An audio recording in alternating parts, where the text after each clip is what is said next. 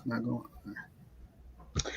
Hey, you guys, this is Sky Juice coming to you live and direct, and we have Tony B in the house, and we are here with the Art of Living. Tony, I want you to fix your camera so your head is like, yeah. There you go. Because There you go. Yeah, you know. So tonight we are going to be talking about something very, I think, very cool. Yes. And I don't know how it's going to rub people, but you know what? I'm really not. Yeah. We're not here for that. We're here to just bring the information and however they receive it, right? Yeah, and a lot of times it's how you receive something is where you really are, and that's where you know where you are. But anyway, so this sister I met here in Atlanta, and a friend of mine gifted me a reading at this really cool spot over in Conyers, and she was dope. I was like, whoa. Anyway, let me read her bio because she's really cool. Her name is Amanda Nicole Turner, and she goes by Amethyst. That's how I met her, as Amethyst, which is a very cool, I think, purple in color crystal. And I have to think a minute about what the properties of amethyst is. But anyway, she is an educator, pagan minister, root worker, spiritual advisor, life coach, and end of life doula, and Reiki chakra healer. Okay. She was born and raised in Atlanta, Georgia, and currently resides with her 2 boys in East Atlanta. She runs a small business and is currently working on her first solo book. And we are going to welcome Amethyst. Hi, everyone. Hey, how are you? I'm well. How are y'all? So, let me just say that tonight's conversation is called The Art of Witchcraft. So we're going to talk about, and I think this is very interesting and fascinating, an interesting and fascinating topic. And I don't know where even to begin because it goes like boom in my head. I'm just going to pass the mic to Tony because he always ready. Okay. I'm going to try to peel back the layers a little bit.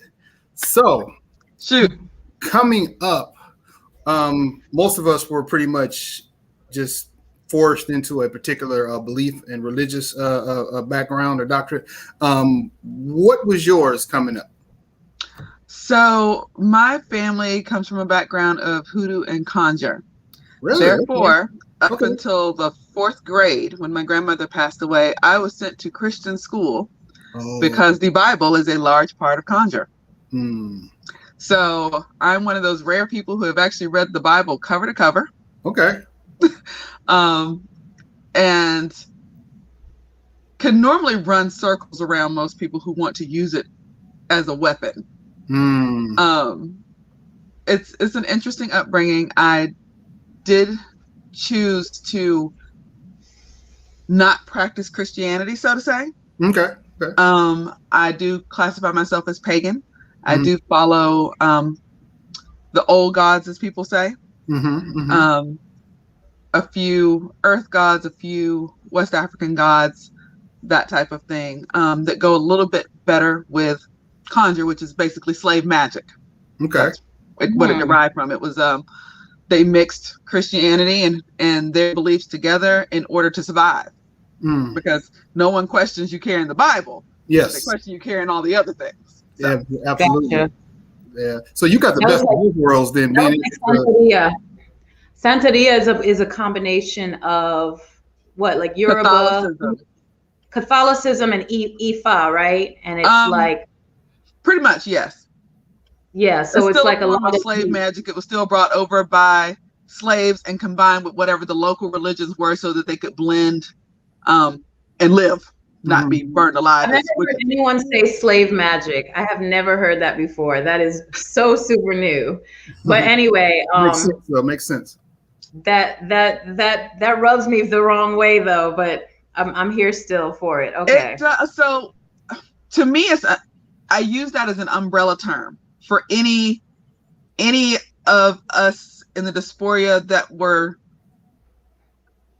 our identities and beliefs were stripped from us due to slavery, and we had to assimilate into whatever the local thing was in order to continue to practice our own and hold on to that little bit of our own and still survive, because that's what it was about, surviving. Yes. Gotcha. So what? Okay, I think, okay, so I know a lot of folks out here who are of this way of living, but they're really not open about it. And how do you navigate the world being free, open, because there's so many people that have such strong negative beliefs around this lifestyle, this way of life, this culture. How do you, how do you do it? So you're right. It is a way of life. It's a lifestyle. It's not so much a religion. It's definitely a way of life. It's in everything that we do. Growing up this way, you learn to hide a lot of things. I would say maybe about 10 years ago, I decided that hiding was no longer necessary for me. Most people hide out of trying to keep their jobs, trying to keep relationships, trying not to scare people, that type of thing. And I got to the point where I was just like, you know what? Screw it. Like, it's the work I do is important. The healing that I do, the services that I provide people are necessary, especially in a world where mainstream religion has taken such a horrible turn. So for me, it was about living out and loud. And I've probably gotten a little bit, the older I get, the more steadfast I get, the louder I get. And I will say the birth of the TikTok witches has pushed out a little bit further, because I'm just like, we're not doing this. They are selling people half truths, and people are getting into some serious stuff and getting seriously injured. I can tell you at this point, the majority of what I do is correcting things people got off of online sources. I definitely. Who does normally a family, and so it's normally passed down through families, and that's why it's kind of kept that way. I have opened some of that up, while I do still have some private practices that remain secret. There are pieces that I'm now teaching others, especially when it comes to herbal magic and that type of thing. Got it. So I know people who, if you say anything like if you even say the word witchcraft, the first thing they say is that's the devil, right? However, the same individuals will also burn candles, dress candles, burn incense, have a whole collection of crystals. They got all kinds of pendulums. They got talismans. They got all kind of art and artifacts and all these things around them, on them. They carry it. But they don't realize that all of those are tools of the trade. Yes. And if you say that, well, you just doing the magic right there. They're like, no, I'm doing, Oh, they have a whole entire fit. I was like, what do you think taking communion is? Ritual. The blood and body of Christ. Right. Yeah. Like, I have a t-shirt that I wear, especially around the holidays, that says, for someone so opposed to witchcraft, y'all sure stole a lot of our stuff. And it has a little priest carrying like all of the different eggs and Christmas trees and all those kind of things. It's like every holiday, Christianity has survived by taking parts of other people's religions and making them theirs in order to draw people in. So overall, Christianity itself is just one big melting pot of assimilated past traditions and cultures. I always say, if you never seen a person basically speak in tongue and you just walk in and seen that, you'll be like, what's, you know what I mean? Like, without saying anything, without saying that this was a religious Holy Ghost thing, and you just seen them speaking in tongue, you would really be like, okay, well, what is that? You know what I mean? Could that be classified as witchcraft or any of these? You know what I mean? But for whatever reason, it's never looked at as that way, and they never, I mean, a lot of people, it's scary, because not every religion, Christian or Baptist, all, do the whole speaking in tongue things and, right. and all that too. So if you happen to see that and you walk into a particular pace and what's going on here? It is. I think the first time I saw someone speaking in tongues, I was maybe 12 or 13. And I remember sitting there. I'm one of those people where I'm like, church is great, but I feel better outside. And I remember sitting there and looking at them and being like, so basically, you're just saying a spell so that no one else understands it, but who you're trying to communicate with. Okay, awesome. But people don't want to translate it into that. The hoops people will jump through in order to make something not bad, not magic, not unholy is absolutely amazing. Yeah. What do people come and see you for? So I used to be an educator, and I found that I spent more time in my office counseling people and guiding them than I did teaching. And so I think it's one of those things where when spirit calls you, you eventually just have to go, eventually it'll force you. And so most people will come to me for life coaching to get themselves back on track. I do a lot of Reiki healing. So I do, hopefully we'll be able to resume now, but a lot of hospital visits, a lot of home visits for people who are sick and shut in, cancer patients, that type of thing. I've had a couple of all-out miracles from the work I do. I am a ordained minister, so I do marry people as well. I am a death doula, which for people who are unfamiliar with that term, just basically just like a birth doula, where you're ushering that person, that life into this world and taking care of the mother. In this case, I am helping a soul usher out of this world into its next phase, and making sure they have everything they need and that the family is taken care of and know that their loved one is being cared for in a caring manner. I just think it's horrible for anyone to die alone. So now when you say that, right, you often hear about people saying, people that have almost transitioned, that they seen the light, and some like go to the light. And when you say that, as far as a death doula, you hear about sometimes people not making it there to the light or not even knowing that they're actually gone. So what you're doing is letting them know that it's okay and where to basically, I guess, go. Would that be the right term to kind of use in a certain sense, or how? Yes, so the spiritual aspect of it is opening the veil in that space to make the transition easier. Calling on whatever entity has been charged with ushering this particular soul to its new location and this particular spirit to its new location, because these are two separate things. So they don't go necessarily the same place. And then, of course, keeping the person comfortable, letting them know that it's okay, that they are loved, that they are cherished, that they will not be forgotten, that it is okay to pass on. Basically, to keep down the number of earthbound spirits we have floating around. Okay. Are you saying ghosts? Yes.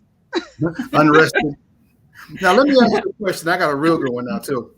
So when you talk about people that are, I don't know if I want to use the word psychic, but people that are able to communicate with those that have transitioned. But yeah, would that fall into the same realm of someone that was in the witchcraft as far as that? Because some people they don't call themselves, they'll just say they're psychics and they're able to speak to people that have, transitioned and people's past loved ones and kind of communicate stuff to them. Does that fall in that same category? Or is that something kind of completely different? It's a little bit different. So practicing witchcraft on its own is a totally separate thing than a natural gift someone has gotten. Right. You know, some of us are born with what we have, and like I was born with it. I do not. I commune with guides and spirits and demons and entities and pretty much anything on different realms, and they vibrate on different frequencies. Okay. Anybody can pick up these frequencies if they are attuned to them. Not everyone has the ability to attune to them. I know there are some people without a magical spiritual bone in their body. No, what do you say about little kids? Because sometimes people say little kids kind of tap into this because they don't know they're not supposed to be able to. So when they say, I see grandpa over there, and I say, well, grandpa's been gone for years.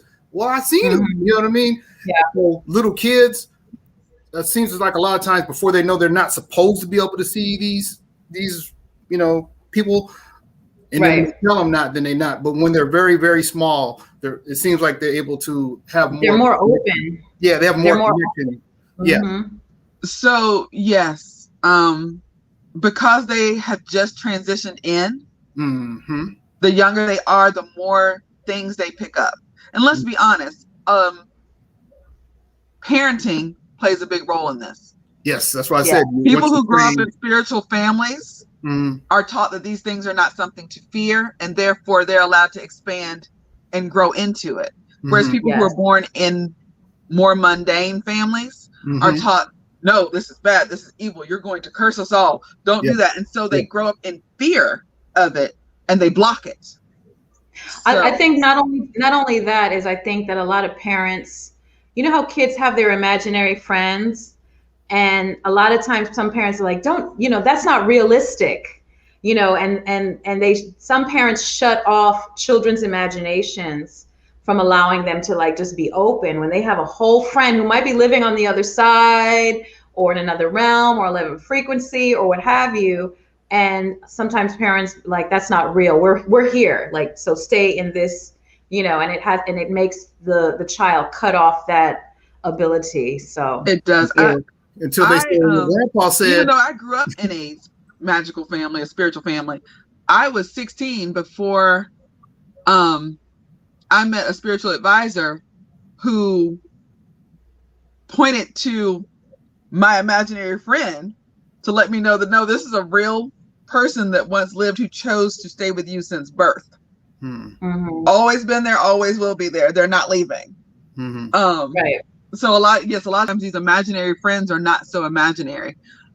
I'll take it a step further. My sister-in-law is from Jamaica, and my niece was talking to something, and she called me and she's like, I keep telling her not to do that. I said, why? And this family is probably good that she does that because it could really get dicey if she can't.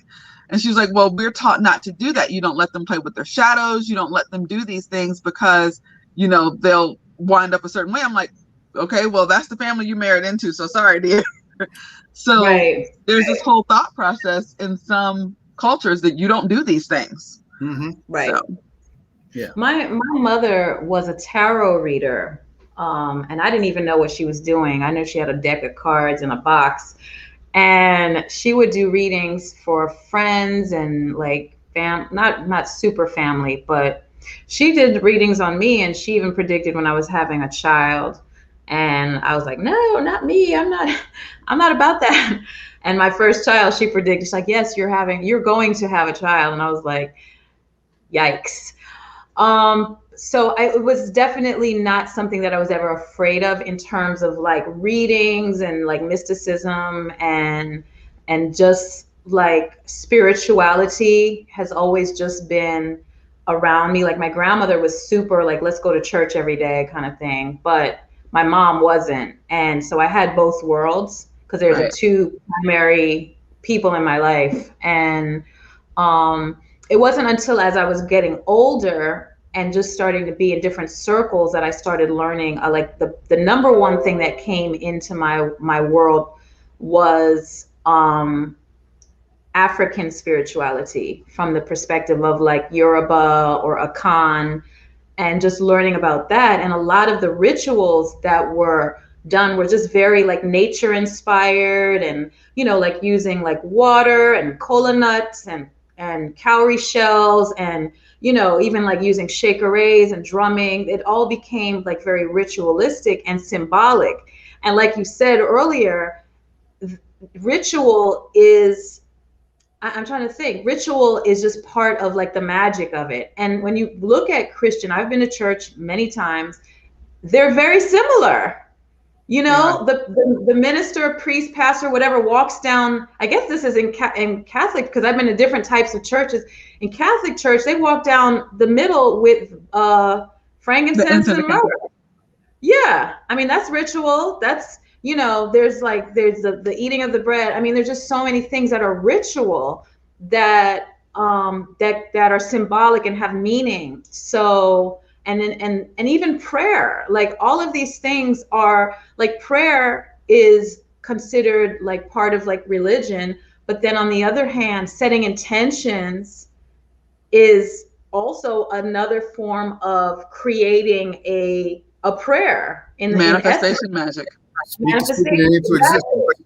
Exactly. And it's really like they're all like parallel. They're not, like when folks are like, it's either one or the other, it's really like not. They're very parallel in their ways and beings. A lot of it is just history. I mean, the only thing that I always question about people, and I guess I'll say specifically people of color, is Christianity did start in Africa, but it's not really an African-based religion, maybe it is. It isn't, like Jesus was in Africa, right? Not Africa, the Middle East. So he's more Middle Eastern, more Arabic. Yeah, but didn't they say that when he was a baby, like that point when he was missing, right, like from childhood to like 25 years old, they say he was in like Mali, in West Africa, in the mystics, getting his education.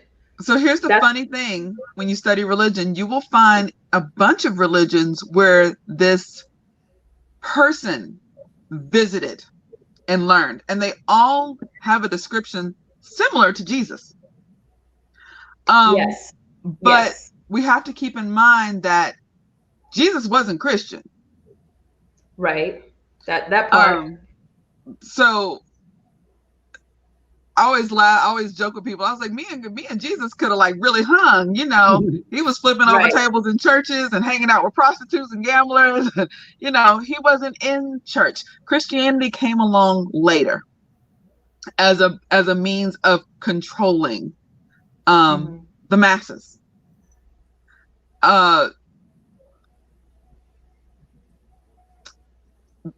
Basically, the teachings of Jesus are more about loving one another, providing for one another, teaching one another, being there for one another. And he does, in the Bible speak of his Father. But here's the analogy I give people about religion in general.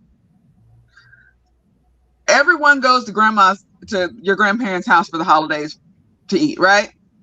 Now your aunts and uncles are there, your cousins are there, and your aunt and uncle have this rule for their kids, and this aunt and uncle have this rule for these kids, and this aunt and uncle has these rules for these kids. But when you're in grandma's house, you all do what grandma said, because grandma's whipping everybody's butt. Okay? You can take every belief, every religion, all of it, and those are the different aunts and uncles sitting at the table. The followers are the different cousins running around. But in the end, we all wind up back at grandma and grandpa's house. So we're literally fighting over nothing. We're fighting over the path someone has chosen. And some people need religion. There are some people who need the stop sign to tell them to stop. Yeah. Interesting. I don't agree. I think that religion really brainwashes people. Oh, today's religion does. I mean, I just feel like, a lot of people are just like, well, it says right here. And I'm just like. But normally it doesn't say what they're saying it says. They take a piece. And that's a problem because, and I know the conversation it has transformed a bit, but it doesn't matter. The problem that I see with that is the fact that people take it literally they'll take this part literally, they'll take this part metaphorically. Yep. So there's no consistency. Nope. And that's, I don't know. But anyway, so what makes, what, you want to say something, Tony? Yes, I was going to say something. Go ahead. Okay, when it comes to witchcraft, right?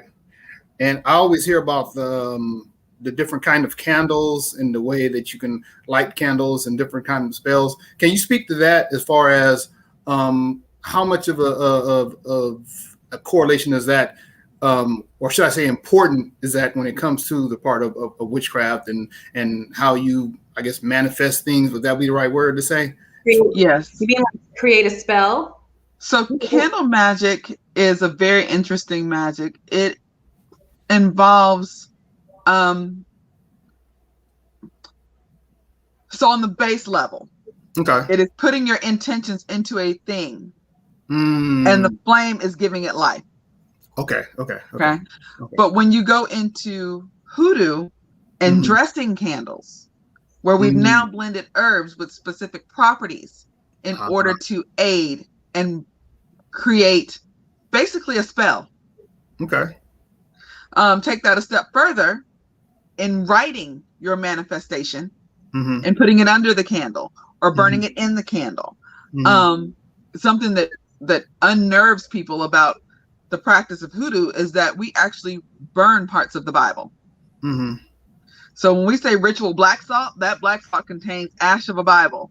When we do candle magic, there are pieces of the Bible like in there, and that completely like wigs people out. Oh my God. But the candle is a way of manifesting your desires into a thing that you can focus on, because not everyone is able to focus. It's equivalent of needing a wand. Okay. I do a lot of candle magic, but it's because I need to put this thing here, let that work, give it to the universe and allow them to deal with it while I continue to deal with other things. Okay. So it's practiced different in different places, for different reasons. I always laugh when people come to me for candles, like, oh no, I'm not burning a black candle. Wow. Oh no, I'm not burning a red candle. Huh? Fear. Like they're like, oh well, it has to be white, or it has to have a saint on it, or it has to have these things. And I'm like, okay. I give them the same spell rewritten in a different way as a prayer and keep it moving. What does the black candle mean? So, or symbolize? In all honesty, the black candle itself, people think of as a warding, or either a warding candle or a curse. Okay. There's no in between. This is what people think these things are. I have found black candles to be very, very beneficial in absorption. So when I need something absorbed, I need to pull energy from somewhere else and harness it for something else, I will burn a black candle. Okay. There's a rule of thumb that you can burn a white candle for anything. But it's all about the intentions you put in it. What does that color mean to you? It's like, how does that color make you feel? So it can be used in different ways. Kind of relate to too when they talking about good and bad, right? Or good and evil, right? I was thinking that. Because everybody, there's good and evil in all aspects of, I guess, every religion, everything. Right. So you can't just, say that just one particular, will there be some bad people that might practice just like there are some bad people that are quote unquote Christians and Catholics, and we won't go all into the priests and the kids and all that old stuff. But at the end of the day, there's good and bad in every single area. But seems like they want to kind of magnify certain other things that they don't have much of a understanding of. So in my opinion, there is no such thing as white magic and black magic. There's magic and the intent of the person who is wielding the magic. Whether that, and if you are a good has practitioner, told me before, your goal is always in the middle, in the gray, the balance. Mm-hmm. Yes. I always tell people I have to be able, in order to heal you, I have to know how to kill you so that I don't. I have probably 200 herbs in my house, like sitting over here in the corner right now, and probably 50 of them could murder somebody. I use them to heal people, but I've got to know that they can hurt someone in order to use them to heal. If you are striving to be all one side or the other, you are severely off balance, and it will come back to bite you in the butt. Okay. That makes sense to me. I've actually heard that. It was a conversation I had a while ago, and it was talking about like, well, there's good witches and there's bad witches, and the conversation went into it's basically the analogy is like everyone is really good in essence, right? But are you a gun owner? If someone comes to mess with your home, are you gonna get your gun and shoot their ass? Yes. Is that are you now evil? Are you now a bad person? No, you're protecting yourself. So a lot of what this is what side of the fence do you want to jump on? You're gonna be on my good side because we'll be cool. If you're gonna be on my bad side, you're gonna find out what the F is going on in my closet. Oh yeah, I tell people all the time, don't mess with me and I won't mess with you. But can we say that there are some people out there that just they're just mean-spirited people? Yes, we know that. People in every single thing on the world. That's what I was trying to say. Lawyers, police officers, firefighters, judges, government, people. That's my point. There's mean-spirited people, regardless of whatever they do. They could be whatever it is, judges, doctors, police officers, whatever. So that's why I mean, like, you have that in every aspect of life. So you can't just want to magnify one particular part of life and somebody's particular beliefs or passions or practices, right? Exactly. Right. But if they didn't demonize witchcraft, because witches exist in every religion. Yes. If they didn't demonize witchcraft and people actually figured out what they are capable of manifesting without a holy person, without you having to pay homage to, pay tithes to, basically, because these people, they almost want to be rock stars. They want followers. These religious people. If people really understood what they were capable of doing on their own without needing a holy person to guide them, religion would crumble. So they have to demonize it. They have to make it this god awful thing that will send you to this eternal damnation in order to keep people in line. That's not good. No, and unfortunately, they have demonized every indigenous practice. Yep. That's so all of your nature-based religions have been demonized. Right. They call them heathens, and it's such like a it's like a very negative word, Right. And I had looked up heathen, and heathen are the nature dwellers, like you said. They're the nature followers. They're people who are free in nature, and that's very harmless, actually, in the way it feels, even. I tell people all the time, my children are actual heathens. They've never been baptized. They were never circumcised. Like, I have true heathen children, and they are proud of it. So let me ask you a question. The other day we had someone on, and we were interviewing him, and he was kind of educating us on mushrooms and things. Yeah.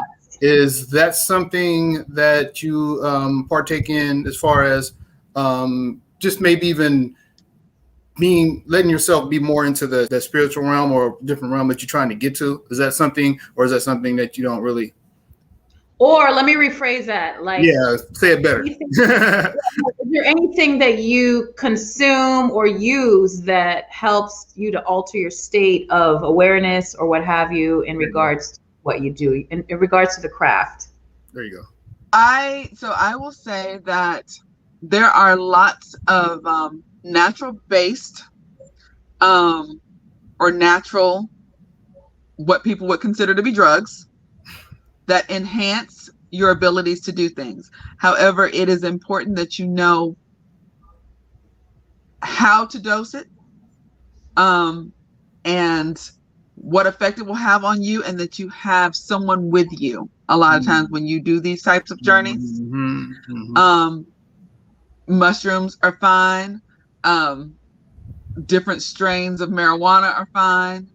I have, I don't know if you guys know her, Catherine Adundi, Mother Jaguar, does the hape, which is also, it is an indigenous, it's an indigenous, I will have to put you guys in touch with her. It is an indigenous herb out of Brazil, I believe it is, that also enhances those abilities. People have done peyote. I've done ayahuasca before. So yeah, so all of these are even down to mugwort, like your basic mugwort. There are all these things, and I think they're here for a reason. Look, we had a couple people are actually communicating. De Sousa, she's been kind of communicating on the chat. And she says, does the lovely Amethyst have a YouTube channel or social media? I do have social media, so you can find me under my name, Amanda Nicole Tarver Turner. It'll say Amethyst. You can also find me under the private page What Up Witches. That is my radio show that airs every Tuesday night at 8 p.m. What is the name? What is Amanda Nicole Tarver? Tarver Turner. Tarver Turner. I'm posting it so folks can find you. And that's on Facebook, right? Yes. And I'll send you the links because people have the option of either watching live on Facebook or simply listening, because we are a radio station. So they can tune in and listen wherever they are as well. If listening live, of course, you can only hear it when it's live, but you can always go back and rewatch the episodes at your leisure. The Facebook group is What's Up Witches? What Up Witches. Oh, What Up. What Up Witches. Okay. What Up. I'm having a hard time typing. Okay. So folks can find you. We have people actually tuning in from our YouTube page, our Facebook page. So thank you guys for tuning in. And this is really interesting. I mean, please like and subscribe to the YouTube page. Please like and subscribe. Please follow Amethyst. Please follow us, like us, share us, you know. And it's the same on Instagram and the same on Twitter. So as far as the Amanda Nicole Tarver Turner, Amethyst. Okay. So, and I'll give you those, I can send you those links too for you to put in the chat later. Okay. You can send it to me now, actually, if you have, if you're able to. She's also on Instagram. What else did you say? Twitter. Twitter under the names. The same full name, or is it something different? I think that one is Amanda T. I will check it in just a second. Okay. So my son is my social media guru. They are.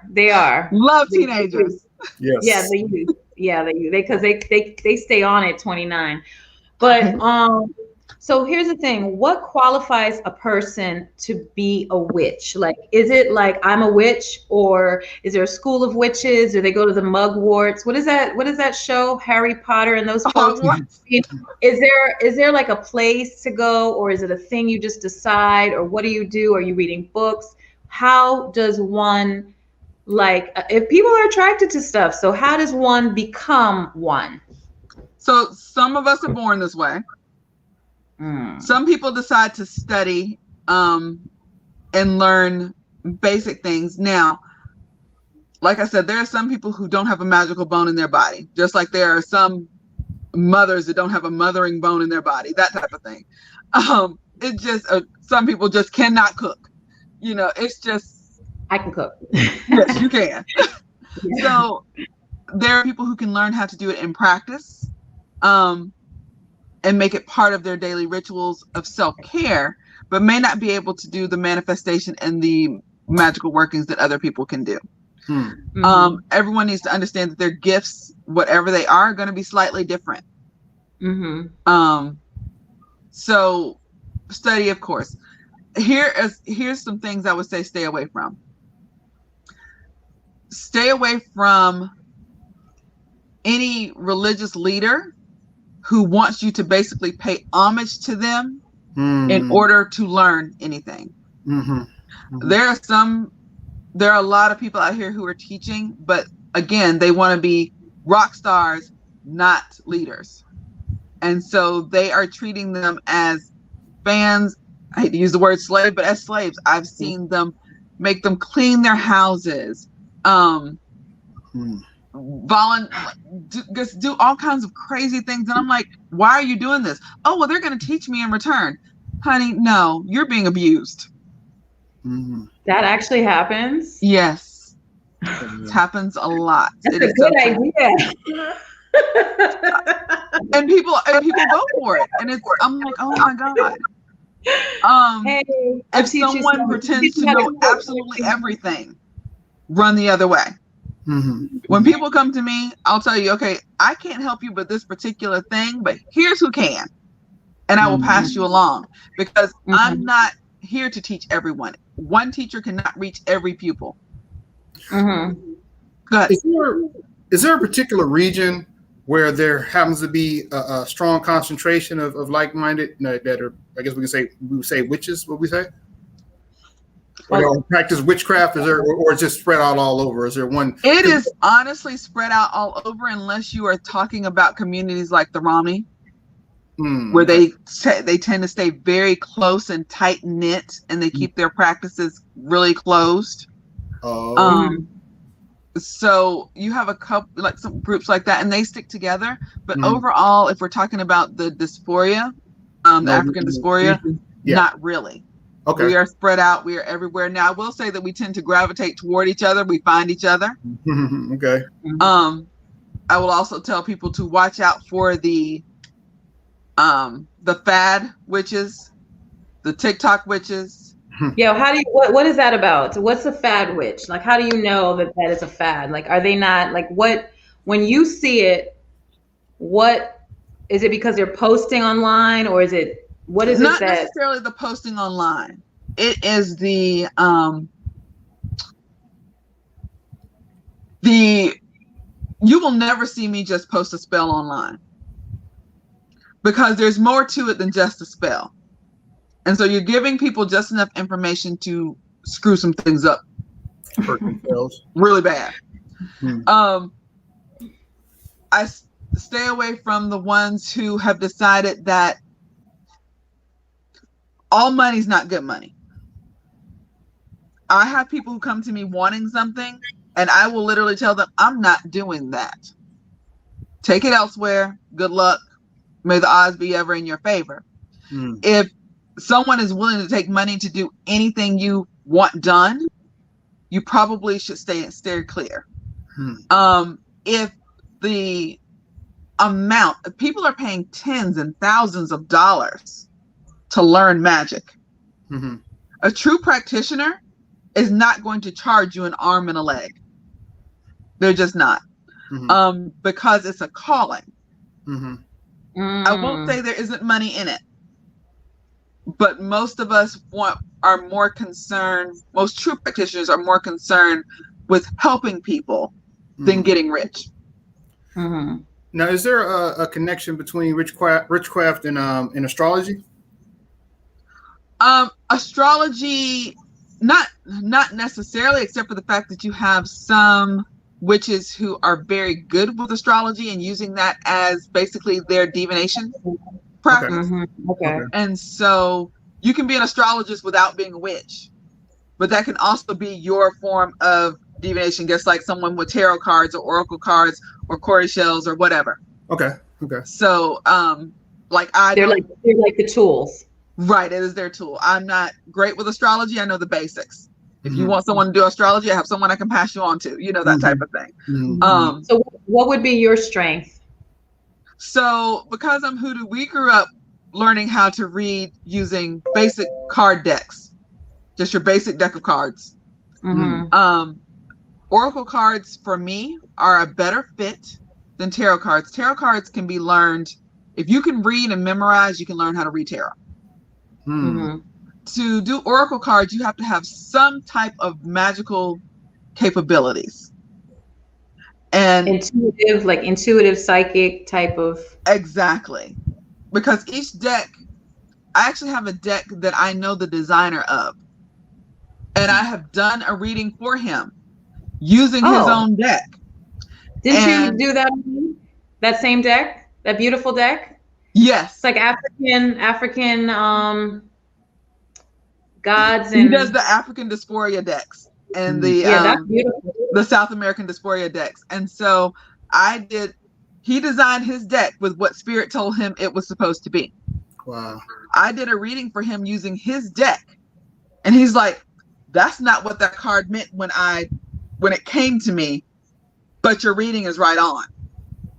So much so that I predicted the death of someone in the spiritual community by their house burning down. Wow. And it came to pass maybe like 2 months later. Wow. Very sad. But wow. When I was doing the reading, he's like, that's not what that card meant. That's not what that card. So oracle cards, you have to have some kind of in tune with something to read. Whereas tarot cards are really easy. If you can remember what the book tells you, you're good to go. What the cards mean. Okay. Interesting. That's deep. Yeah, it is. So I feel, and I don't know if this is because of social media, and I think maybe it's because of social media, witchcraft is always popping up. Like you said, like the TikTok and the Instagram. I'm not on TikTok really, but Instagram and Facebook stuff is always popping up. Like, just like what I would call spiritual stuff, and a lot of like the crystal thing, and a lot of the, just a lot of the magical things. And do you think that witchcraft is now either more accepted or more accessible, or people are like, because I think a lot of people are just a lot more open now, but maybe I'm wrong. I don't know. What are you? People are open. The information is more readily available because most of the books that we used to have to go to the library and pull off the shelf and read are now at your fingertips if you can Google and find a PDF of them. But also a lot of people, especially those of the African dysphoria, are trying to find their roots. They're trying to connect with their ancestral heritage. And in that, they're finding that Christianity does not fit. That is made to keep them in a box. And I think at this point, people are saying, screw your box, and lighting it on fire and finding the path that fits them. Works for you. Yeah. Super Truthful says, I don't agree. I'm a tarot reader, and after you work with your cards, they begin to have different meanings for you. You tap into the universe when you read. That means she actually has some abilities. So it's not like that for everyone. It just happens to be like that for them. Okay. And then Veronica, she has some natural born abilities, whether she's aware of them or not. It sounds right. Veronica Bowie says we are in the age of enlightenment, and D'Souza says ascension. So basically where we are now is just like there's a lot more awareness. There's a lot more. I don't think across the board it is. I mean, I just know people who are still very closed, in their beliefs and their way of thinking. But I do think it's a lot more open. Like the circles that I am around, they're very much open to, like, they say, instead of like, God or whatever, they say like the universe, and the language is even different now, so there will be. So to me, it's kind of like a spiritual renaissance at the moment, but in all cultures and all societies, things swing one way and then swing back the other. So eventually something else is going to catch people's attention. And for those that it was just a fad, they will move on to that thing. For those who've truly found their seat of power in it and their abilities, and have begun to trust the universe and trust spirit and connect and bond with it, they will stay the course.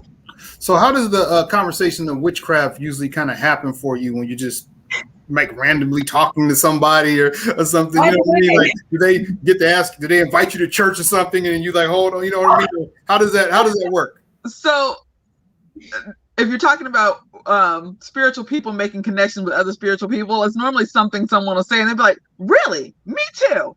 That type of thing. Okay.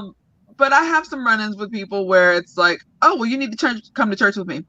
No, thank you. I am a practicing pagan, hoodoo practitioner, blah, blah, blah. And they're like, either they are intrigued or they immediately back away. I have kept Jehovah's Witnesses standing on my porch for 2 hours while I explained paganism. And they didn't budge. They listened? Yes. Oh, let me tell you, I have so much. My sister's a Jehovah's Witness, and I know so much about Jehovah's Witness, that world. I can. Got a lot of family too, the same. Yeah. Oh no, I feel like I am totally qualified here because I have been to Bethel. Any Jehovah's Witnesses in the house will know Bethel is in New York City, where all those Watchtower and Awake magazines are written and printed in 90 million languages. Okay. They are now building a new Bethel up in upstate New York, which is like an academy. Oh yeah, I have been up. It made you one of the 144,000? No. I've never. I was so gangsta even as a child. My sister really tried to convert me my whole life, actually. And I was like, that doesn't make any sense to me. You know, if you use the word I think the word is apostasy. I think that's the word. I think that's the word, apostasy. Google it. Apostasy means you no longer believe this shit. You know what I mean? And they will, if you say it, it's almost like Jehovah's Witness repellent. And as soon as you say apostasy, they're like, ooh, and a lot of it is like, if you are Jehovah's Witness and then you decide to jump out of it, they will shun you for the rest of your life. They do. Michael Jackson was a Jehovah's Witness, his whole family, Prince and his family, and Michael Jackson jumped out, and the whole Jehovah's Witness community is supposed to never listen to his music. He's a dog to them because he jumped out of it and saw the light. But anyway, yeah. So I know a lot about the Jehovah's. And yes. If you can get in, they will sit and talk to you for hours. They do. And I was shocked. Like, they didn't open their mouths. They would listen. They were asking questions. They were like all into it. Normally I start out when people are like, do you want, nope, I always tell them I need a cruise ship with a bigger boat. Because the 144,000 doesn't work for me. It's corny, actually. Now, really have you ever met somebody that was 140,000? Is that what it is? Yeah, that's corny. Now, have you ever met somebody in witchcraft that kind of enlightened you a little bit, that kind of taught you some things that you weren't actually aware of, or something new? So yes, I grew up with the belief that you can learn something from anyone. Okay. And that you should always listen to what people have to say. It may not be beneficial to you. You have to know what parts to take away and what parts to leave. Okay. To use for you and which parts to like, nah, that doesn't work for me. As my grandmother said, you can learn something from a homeless person. My grandmother passed away when I was 10. And so for maybe about 5-6 years there, I kind of floated and tried to figure it out myself. And I had the fortunate luck of having a spiritual overload in a class and freaking out. And my gym teacher literally calling me up after class and asking me what the hell was wrong with me. And I explained, and he said, I have a friend you need to go see. And this friend was Jane Hudson. She was a renowned psychic here in Atlanta. She worked with the Fulton Police Department.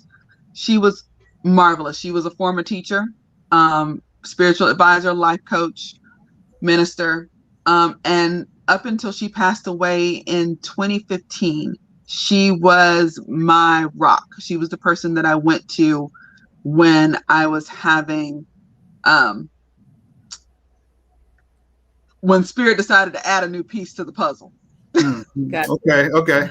So I think everyone should have someone that they can go to and be like, so, blah, blah, blah, blah, blah, what the hell? Now, guidance. how does that work when it comes to the dating world? Oh, that's a good yeah, I had to ask that. You know what I mean? I'm hoping not getting too personal. I just, I kind of wonder. Oh, why you say dating? You don't even know she's a significant other or what? For their own pleasure. Wait, rewind. Did you say boyfriends, plural? Okay, so I am polyamorous, y'all. There you go. Yeah. Tony. Okay. So I have had boyfriends hijacked. I've had everything. The two gentlemen that I see at the moment, one of them, he is a deist. So he believes that a God exists, but he doesn't want to meet them. He doesn't want to have any spiritual interactions. Leave me the fuck alone. Just let me live my life. Okay. Wow. And so he totally respects my beliefs and my practices, and he's great about that. Okay. The other gentleman, he's spiritual, not really religious. And so he'll be like, well, how did you know that? Nope, never mind. He'll just kind of go with it. So I have been recently, now that I am more in your face about who I am and what I do, I have found better partners in that area. But I cannot tell you how many times I've had people attempt to change my religion, to sway me in a different direction, to completely put down what I believe in. Needless to say, these relationships do not last long. But I think I will tell you something that I didn't used to do that I have now started doing that I think makes things better. Mm-hmm. I used to have a strict rule about not reading people that I was getting into a relationship with. Really? And unfortunately, that gets you into some situations where it's like, yeah, I could have saw this coming had I not shut the wall on it, and not even wanted to look. So now I do look because I want to know the things before I get into it. And I will say that has made my relationships go a lot smoother. Did they ask you or you asked them to read them? I let them know that I am going to every once in a while dip in to check the validity of things. Okay. I definitely do readings astrological readings on almost everybody I meet ever. Like, yeah, I gotta check into who this person is on a few levels. So yes, I'm always like, privacy, but not now. Say what? I used to think of it as an invasion of privacy, but now I'm like, no. I'm like, when's your birthday? Necessity nowadays. Okay, it says you're also on Instagram and Twitter. What's your how do they contact you on these platforms? That's what I was looking for, wasn't it? So yes. On Instagram it is Amanda Tarver Turner Amethyst, or hold on one second. That's a long one. 2 phones here and everything's not saved where it should be in different places. So you gotta give me a second. See, what happens is you start talking to me and I start doing something else. Susa natal charts. I'm all about, I want to know more because I need to know if you're wasting my whole life or just. Right, that part. That part, I got to know, like, are we wasting time here? Because, yeah, this might not be written. There we go. I say definitely. There we go. Instagram is. Hold on one second. Nope, that's my personal one. Hold on. So I keep 2. Not that it really matters. I don't mind when people contact me on my personal one. I just tell people, if you are looking for me on my personal one, you're going to get a whole lot of the poly aspect as well as the witchcraft stuff. I try to keep my business pages a little bit more. I'll post it once you get it because I could still post it after the broadcast, but we want to close out in the next 30 seconds because we want to keep it under an hour. Okay. So let's do that. Thank you for being part of this. This was really interesting. And you have a really joyful personality. You don't come off as a witch. Like, Tony, right? You're not like getting a stereotype to me, but I won't say anything. No, it is. It is. That's what I'm saying. It is. People think it's gonna be like, what's that? Crystal balls and long nails. Yeah. With a big old mole on your nose. Right. And a broomstick in the background. Oh no, I have a broomstick now. We always gotta keep out the bad spirits. Right. Okay. But you don't fly on it though, right? No. So anyway, you have a good evening, and I'll still get this info. I can still get this info and post it for folks, because a lot of times it's 11:30 right now, but people listen in tomorrow or what have you, and I'll keep posting it. So as soon as we log out, I'm gonna send you links right away so that you can post them in the next 2 minutes. Yeah, absolutely. I'm going to close out now, and we can continue talking on the after show. So see y'all all later, and peace. Thank you for tuning in. Bye.